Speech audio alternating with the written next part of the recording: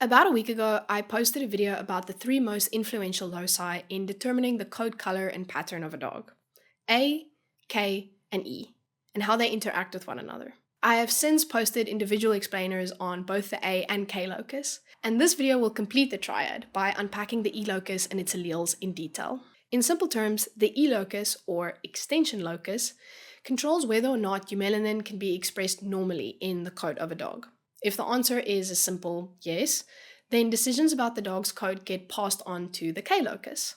But depending on the genes a dog has, the E locus can promote, restrict, or completely inhibit eumelanin expression.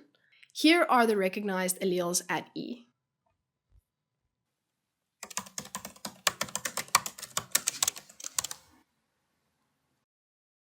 A melanistic mask is exactly what it sounds like. This gene, written as EM, adds eumelanin to a dog's muzzle. The mask can be very minimal, or it can extend to the eyebrows and ears. Extreme masking in some breeds can extend to eumelanin shading on a dog's chest and legs too. White markings on the face can hide a mask by blocking all pigment.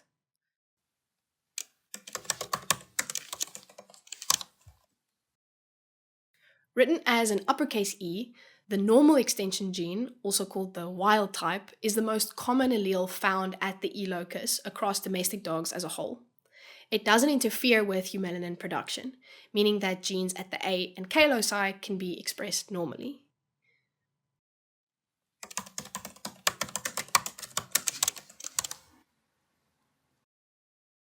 This is where it can get a little confusing. These are the domino alleles, and although there are three of them, they all do something very similar, which is to limit eumelanin in the coat and lighten pheomelanin. Domino alleles are sometimes described as partial recessive red. Combined with the genes at A and K, domino can be expressed as many different phenotypes. Northern domino is written as EA, and it gets its name from its prevalence in northern breeds, like the Siberian Husky, Alaskan Malamutes, and Greenland dogs.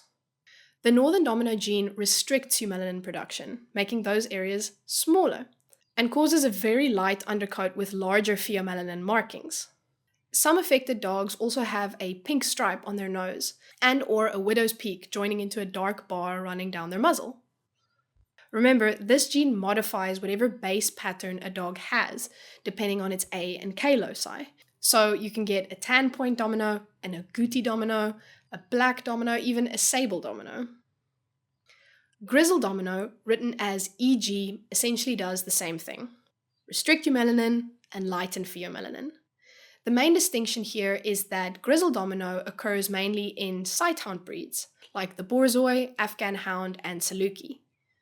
The most common Grizzle Domino phenotype is probably tan point domino, but just like the other domino alleles, this gene modifies any underlying A and K locus pattern. The confusingly named Cocker Sable is also part of this domino group. We write it as EH. This gene is unique to Cocker Spaniels, and its visual impact is much stronger than the other domino alleles. The only observed domino phenotypes in this group of dogs is dominant black domino, referred to as Cocker Sable by breeders, and tan point domino, referred to as dirty red. Unlike other domino patterns, this gene doesn't lighten pheomelanin as much, leaving the dog with a pretty normal golden color. It's important to understand that phenotypes caused by these domino alleles can look indistinguishable from many others. So don't feel bad if you look at a dog and you can't figure out exactly what combo of A, K, and E alleles are present. This is why we use genetic testing, because every dog coat is, to some degree, organically unique, and even the most seasoned geneticist won't be able to identify all the factors at play simply by looking at them.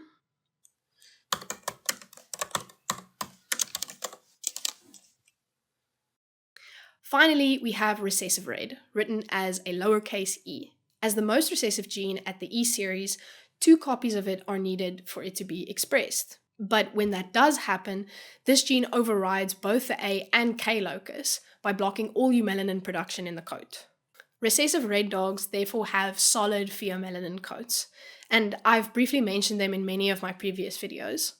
Irish setters, Vizslas, Golden Retrievers, Yellow Labradors, and Samoyeds are all recessive red dogs, despite their differences in color intensity. Some other typical signs of a dog being a recessive red, as opposed to, say, a clear sable, are pale whiskers and fading nose pigment, also called snow nose.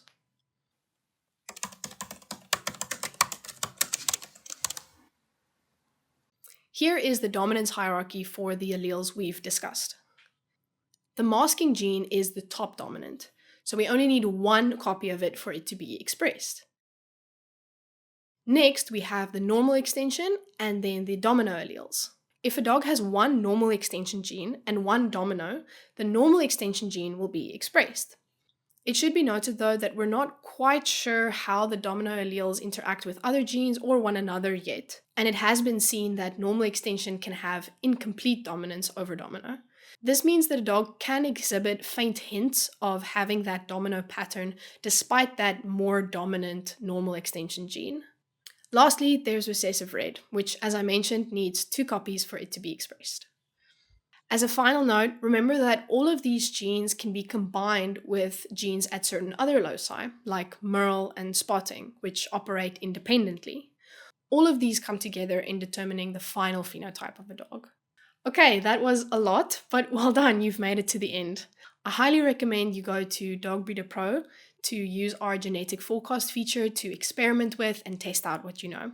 You can select different gene pairs to build dogs, and you can even pair 2 dogs to predict litter coats. Go to dogbreederpro.com and sign up for a 30-day free trial. If you found this video helpful, please pass it along to someone else who you think would also benefit. And if you want to learn more about coat color genetics, you can go take a look at our channel playlist where I post explainers like this. You can also subscribe if you want to be notified when I post the next one. Thank you for watching, good luck, and bye!